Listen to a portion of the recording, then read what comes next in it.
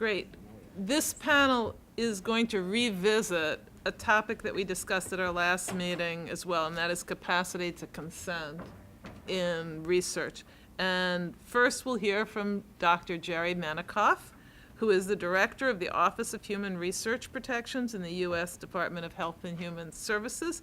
Prior to this position, Dr. Manikoff was in charge of the Intramural Human Subjects Protection Program at the National Institutes of Health, and previously he was Associate Professor of Law, Ethics, and Medicine at the University of Kansas.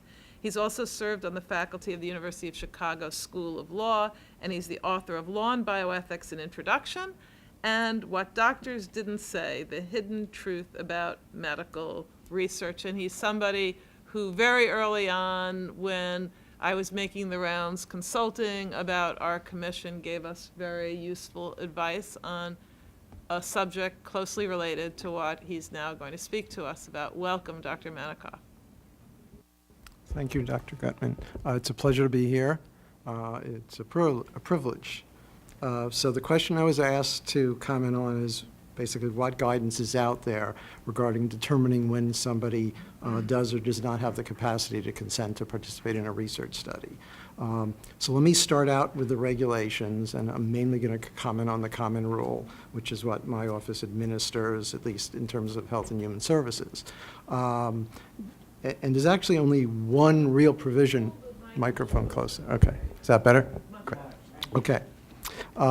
So generally, a researcher has to obtain the legally effective informed consent of the subject or the subject's legally authorized representative. So that handful of words is actually the core in terms of answering your question here. And furthermore, the regulations do then define who or when you can have a legally authorized representative.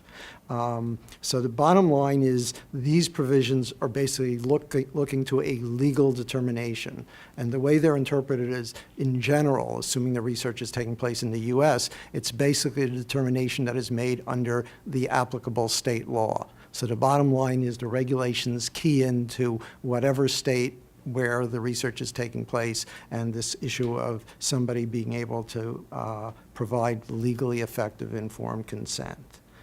And so to tying it into the underlying concept you want to know about here, if somebody presumably does not have an appropriate capacity to make the decisions that are necessary relating to deciding to be in one or another research study, then presumably, as a state law matter, they should not be able to provide legally effective informed consent.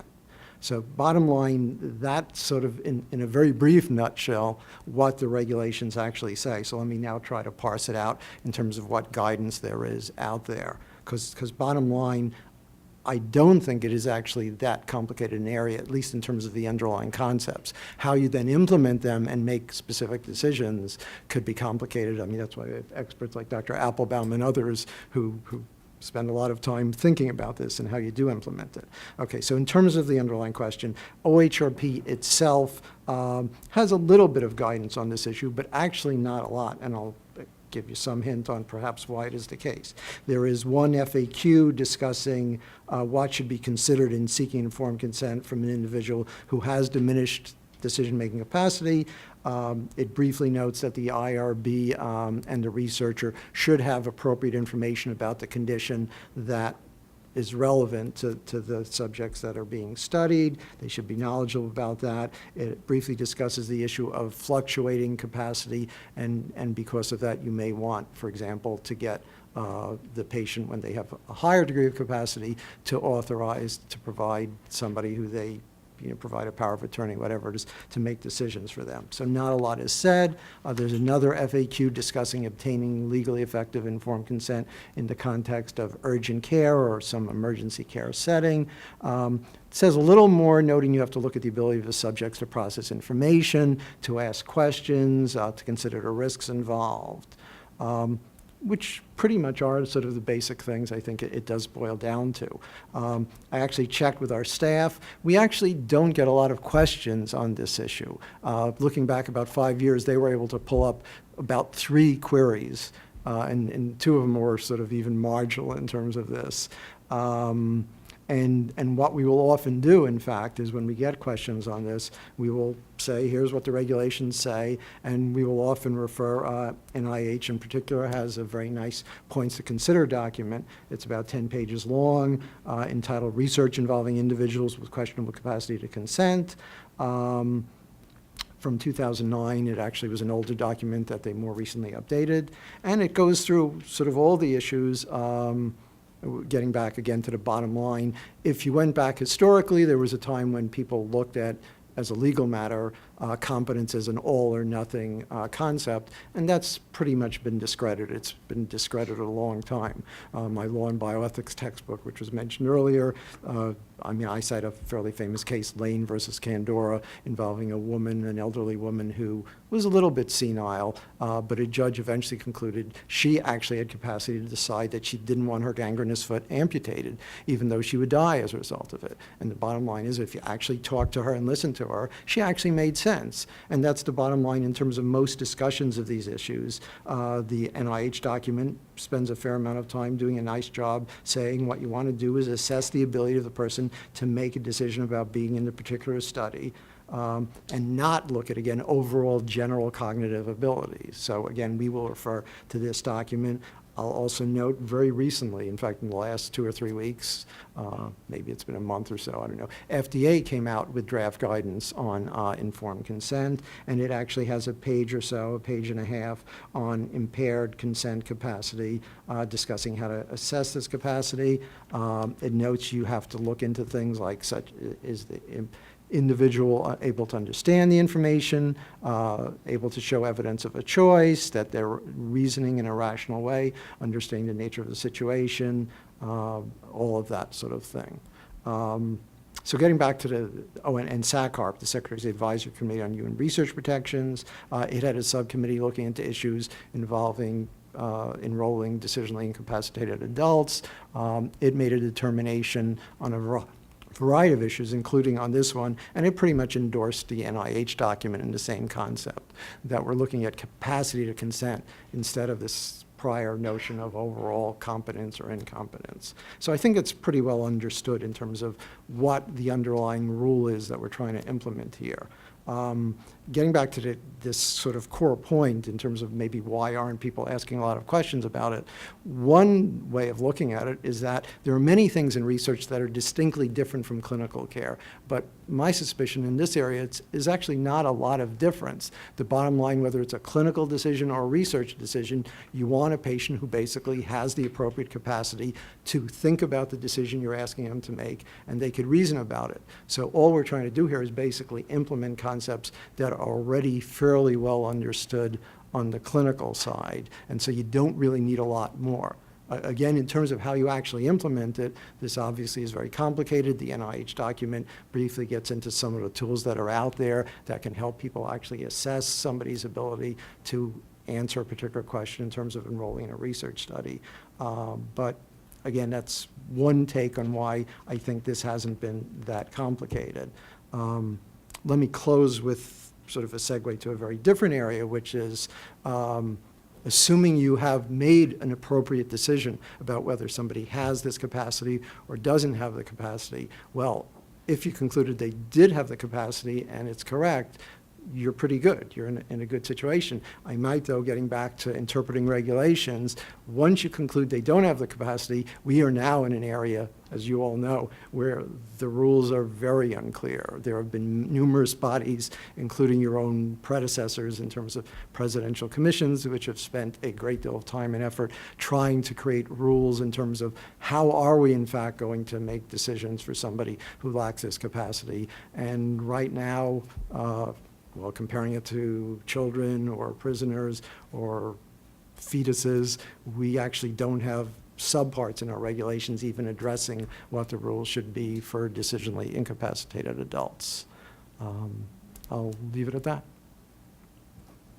Leave it with a big open challenge, right? Thank you.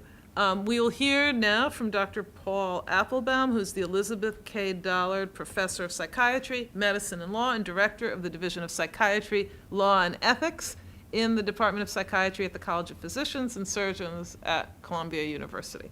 Dr. Applebaum is a research psychiatrist at the New York State Psychiatric Institute and an affiliated faculty member at Columbia Law School. He directs Columbia's Center for Research on Ethical, Legal, and Social Implications of Psychiatric, Neurological, and Behavioral Genetics, and heads the Clinical Research Ethics Core for Columbia's Science Award, Clinical and Translational Science Award program. Dr. Applebaum is also past president of the American Psychiatric Association and of the American Academy of Psychiatry and the Law. He has received the APA's Isaac Ray Award and is a member of the Institute of Medicine. Thank you for joining us today. My pleasure. So this is what I was asked to speak a little bit about, assessing decisional capacity, actually how to go about doing it. And I want to start by noting some overarching principles that I think inhere in this process. The first is that potential research participants, like all of us, are entitled to a presumption of capacity, and only in the face of evidence that they are in fact incapable can we legitimately take away their decision-making powers. Secondly, when we do so, when we make that decision, that is a major deprivation of somebody's rights, and therefore we ought to be doing that with a great deal of care and even trepidation. And thirdly, whenever possible, we should avoid doing that, so that when we see people who have some degree of decisional impairment, rather than jumping to the conclusion that they can't make decisions for themselves, we ought first to try to ameliorate their impairments so as to enable them to make those decisions before we turn those decisions over to other people.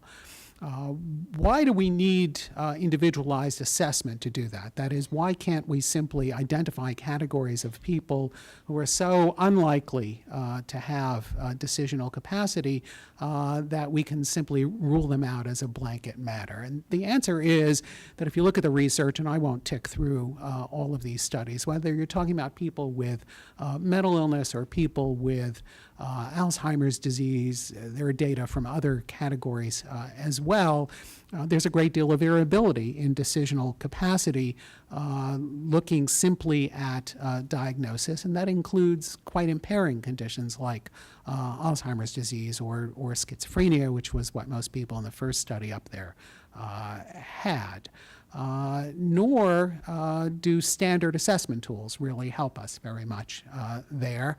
And I've given you the example of some data on the mini mental state examination, which is used commonly in clinical settings for people who have some degree of cognitive impairment. If the scores are very low, it's true they're not likely to have capacity. If they're very high, they're very likely to have capacity, but you probably don't need to use the MMSE to find that out. You can just have a chat with them. It's that group in the middle that are the hard calls, and these instruments generally don't help very much there. And so increasingly, investigators, and often at the behest of their IRBs, are turning to specific screening of research subjects in order to ascertain whether they have decisional capacity for consent to research per se, either because they're in higher risk studies, and Helen Mayberg's DBS studies are an example there, or because they themselves are likely to be at higher risk of impairment, and depending on the stage of schizophrenia and the degree of acuity that we're dealing with, that group may be an example of folks about whom you'd have a higher level of concern. You can do this assessment in a number of ways. You can do it with a clinical interview, but the data are not very encouraging with regard to the reliability of that assessment, although reliability improves if you give people specific criteria to apply. You can do it with the symptom measures that we talked about earlier, but as we said, those are not very predictive. Or you could use specific competence screening instruments, which is what I'm going to focus on now.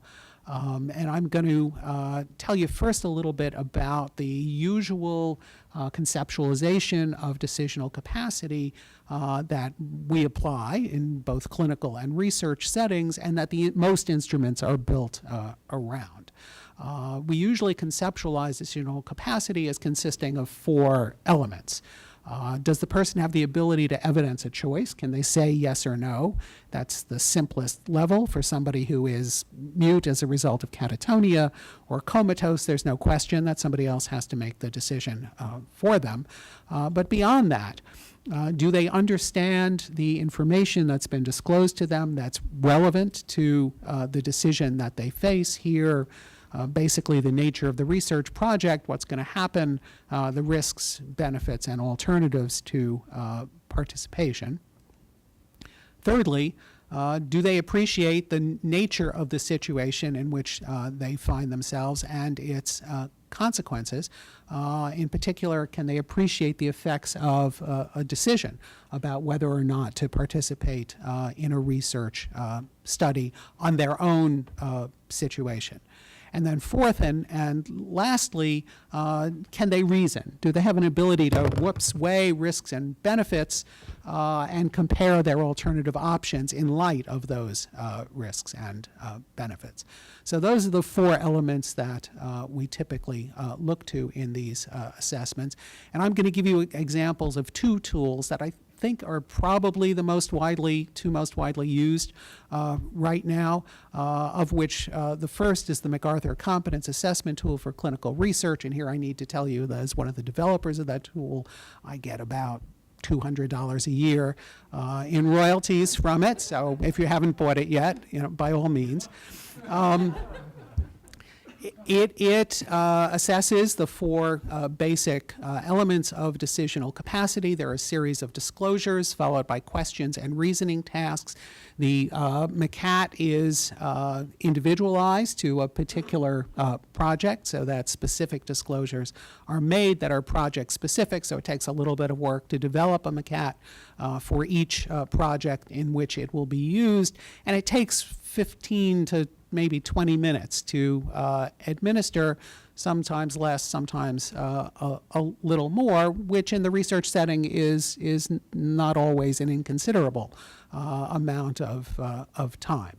It provides quantitative scores, which turn out to be highly reliable, but it doesn't give you a yes-no judgment. It still requires either the application of an individual clinician's judgment, taking the scores into account, or some sort of algorithm that has been predetermined based on the nature of the project itself. And this is an example taken from a MCAT CR version for a schizophrenia project of a disclosure. I won't take the time to read it all to you, but after a disclosure of one element, here the procedures of the project, we ask folks both to tell us broadly what their understanding is of what was just disclosed, and if they fail spontaneously to speak to the specific items within the disclosure, we then follow up with specific questions. Their answers are then scored on a simple 0, 1, and 2 scale. 2 is they did great, 0 is they did terrible, and 1 is somewhere in the middle. They got some of it, but not all of it.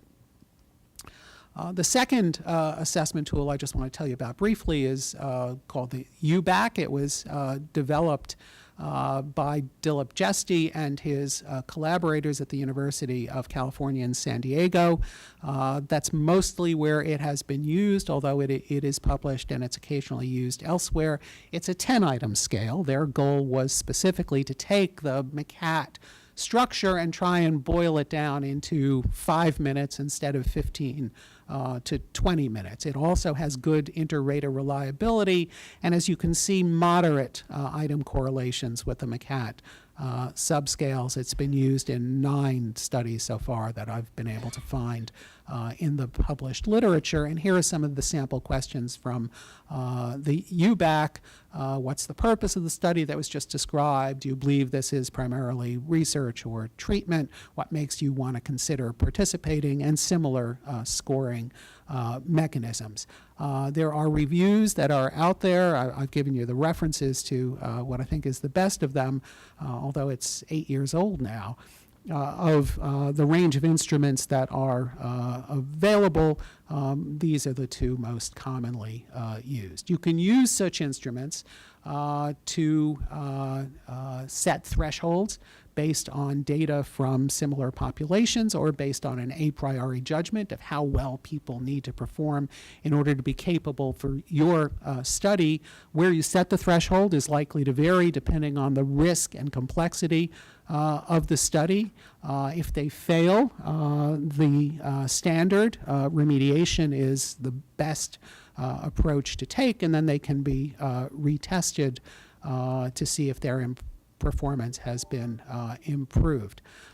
Finally, the question of who should do this screening is something that one of your predecessor organizations, NBAC, spoke to, and in their report suggested independent evaluation, which turns out not to be all that easy to do. Who's independent? How do you get that person there when the subject is there? It turns out logistically to be very complex. One of the advantages of the objective measures is that with a paper trail of people's responses and scores, you may not need to rely on independent evaluators. You could have somebody in the research team do it because it's auditable. So to sum up, there may be, but is not necessarily going to be, decisional impairment in folks with neuropsychiatric illness.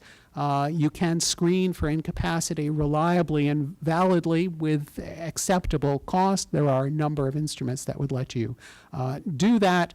And although we very much want to protect incapable subjects from making bad decisions, we need to balance that desire against the real societal interest in letting people make their own decisions whenever they can. Thank you both very much. Open to questions from our commission members, or if there are any from audience, beginning with Christine. Thank you both for nice presentations. I want to ask Jerry a question. Jerry, you said that the sort of controversy is what to do when somebody doesn't have the capacity to consent. But just a strict reading of the regulations sounds like it's fine to enroll somebody as long as there's a legally authorized representative that can give valid, effective consent. So I guess my question is, my understanding, and I think a lot of people's understanding, is that the state laws about who is a legally authorized representative and what a legally authorized representative can do in terms of decision making are very variable.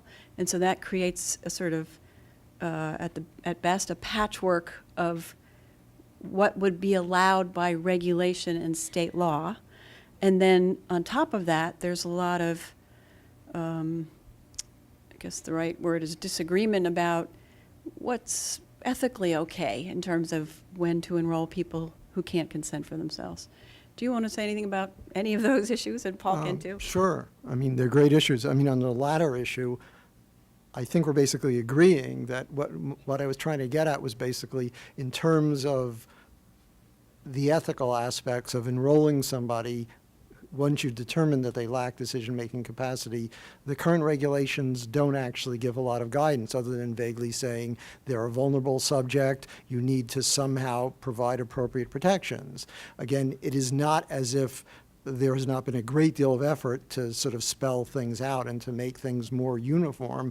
And NBAC, other groups, NERPAC, a predecessor to our current SACAR Advisory Committee, have all tried to spell out these sorts of rules, often similar to the protections we have in Subpart D for children, basically, which you could say, well, minimal risk is okay, as long as sort of the benefits to the subject might be equivalent to or outweigh the risks, that's okay. Then you get into the trickier area. Well, if it's a minor increase over minimal risk, is that okay? And now you're getting into the realm that there are a huge array of variations. As you know. We know that very well. Okay. And in particular, for example, you could go to NIH's Clinical Center.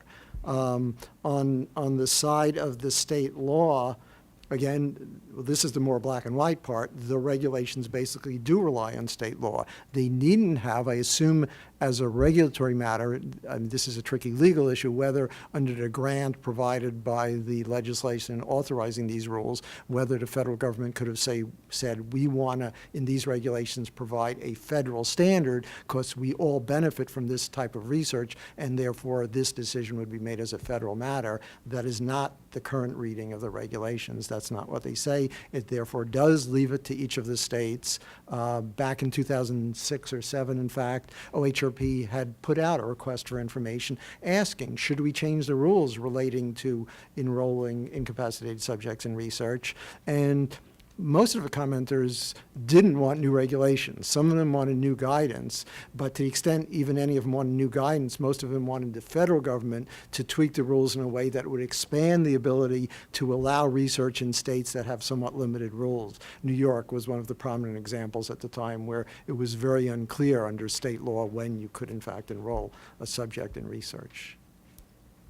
I would just note that there's another option for incapable persons, and that is to rely on an advance directive that the person may have completed, which NBAC also talked about, and although not necessarily in optimal ways, but which is widely underutilized today. It really is almost vanishingly rare, but could be a useful tool here, particularly for many of the disorders that are the subject of clinical neuroscience research today. So that's a challenge that has come up before for us, which is how difficult it is to get more prevalent advanced directives. And so you've raised it again. Let me ask, there's a genuine puzzle, I think, that you've raised that I think we could really, we need to wrap our minds around and could use guidance from you. It's sort of a double puzzle because our subject is the brain. So Paul said, and very interestingly at the very beginning of your presentation, that the default ought to be to allow adults to consent, to allow them to decide, right? And that's out of respect for persons. They're adults, they're not children. They should decide for themselves. So on the one hand, it seems like the presumption is in favor of consent. That's right. Now, here's the other hand. Let's talk about not clinical research, not clinical treatment, but research, when it does, so it doesn't stand to directly benefit the subject. When research goes awry and somebody has some cognitive impairment, is deemed to be not, have some, let's just put it, not up to what's considered the norm. It's often seen as in the realm of a scandal that they were subject to research that they didn't stand to fully benefit from, and they were assumed to be able to consent to, but that's really questionable. So how do we reconcile these two things? Because on the one hand, I think what you began with, we all nodded, yes, it's depriving an adult of some capacity to consent, to say you're not capable of it, but there's this other hand too. And that other hand isn't just theoretical, it's issued in a lot of public criticism of some research. So in the case, I'm happy for Jerry also to share it's a genuine puzzle, I think. So in some of the cases that most readily come to mind where scandals or purported scandals have erupted in the event of adverse outcomes, it has almost, I think, perhaps uniformly been true that no systematic effort to assess participants' decision-making capacity was made at the time of consent, which leaves us with a question mark. Did they really understand? Were they really capable of understanding? Did they appreciate what they were getting into? Which could have been dispelled and could, going forward, be dispelled if we simply had a systematic way of doing it. So that I think, and I'll speak for myself, because is the right answer to this, and it underlines what we've been calling for proactive ethical standards, where the proactive is so important because it's extremely hard after the fact, almost impossible after the fact, to justify what was done if there wasn't a set of ethical standards and a practice underlying them. So I think your answer's spot on, right, and we need to take that into account in what we recommend moving forward with neuroscience. I mean, it's no different for neuroscience than the other, but there's this double whammy of it's the brain that Right. So we're researching. At the risk of Please. moving off spot on, I would just add one other piece here, which is that whenever we add protections, there are costs that go along with the benefits. And so I think what we need to do is to be clever about when we require those extra costs and those extra evaluations. So for significant risk research with impaired populations, absolutely. For a checklist survey that we're asking people to fill out, which essentially has minimal or no risks, maybe we don't need to go there. Fair enough, but as we know, surgeons resisted the idea that they needed a checklist when they were doing surgery, and we know that surgeons using a simple checklist saves lives. So this is, derailing science for the lack of a good instrument. We should certainly try to find one that is efficient in time and doesn't add unneeded costs, but I think we need one. And you have one. I mean, it may not be perfect, but we have and this is another case where the perfect shouldn't be the enemy of the good. So, yeah, I still think you're spot on. Question from the audience. Yes. Do you, Oh, do we need a card? there.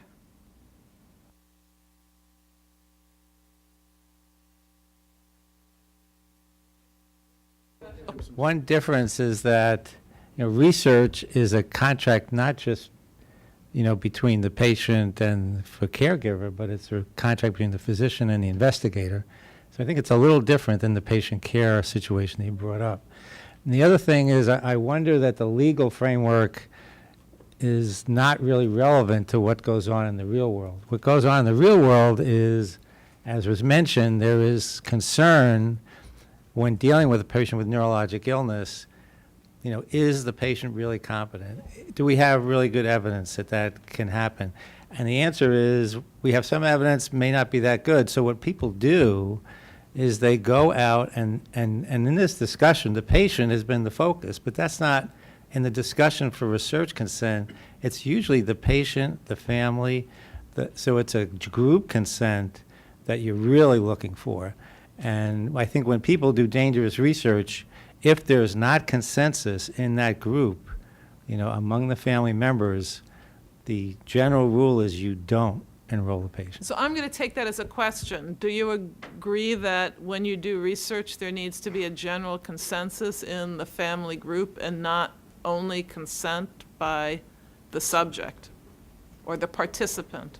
Yeah, I guess I would say that the more impaired the potential participant, the greater the value of pulling in other people to help him or her think through the decision and process it.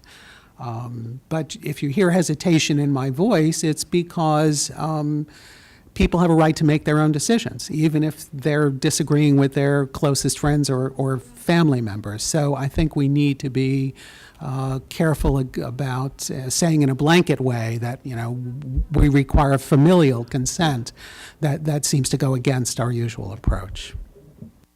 And families, this is empirical fact, are often divided in these. And so we should not think that family consent is in any way a simple, is a panacea for this. But still, I think the point, the more impaired, the more one has to find a surrogate. And we can think of them as helping with the process of decision-making, perhaps more than Yeah. making the decision for the Yeah. participant. Good. Jerry, did you have anything? You No, want to add? I would say, getting back to your earlier spot-on discussion, I would make the analogy to the regulations regarding children, because basically, again, it's a little different here depending on the age of the child, but basically, we require the assent of the child and the permission of the parent. And so you've built in some other person who we think cares a great deal about the person who's going to be in the research. And when we have reason to doubt that the subjects themselves can make the decision, we build that in as a two-part decision structure. And many have suggested, should we use a similar structure for incapacitated adults? Again, to the extent that you're very clear that the person already has the capacity, that's less relevant. But to the extent there is doubt, that is the model we are using elsewhere. So it's not totally off the wall, as long as your surrogate decision maker is in fact somebody, you really think will in fact be making a caring decision about protecting the subject. This also underlines how important it is to recognize that consent isn't the only criteria for justifying research, because there's also level of risk which has to be taken into consideration as a necessary, not sufficient condition, just as consent is a necessary but not sufficient condition.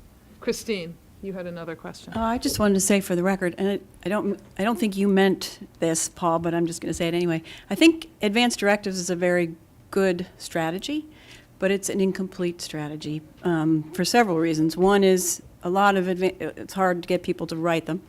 Secondly, often, the most common form of an advance directive is designating somebody, and then they become a legally authorized representative, and then we have the same problem. And then the third, of course, is that there are many people who are adults who never had the capacity to execute an advance directive. And since we're on the record, I just want to say I agree completely.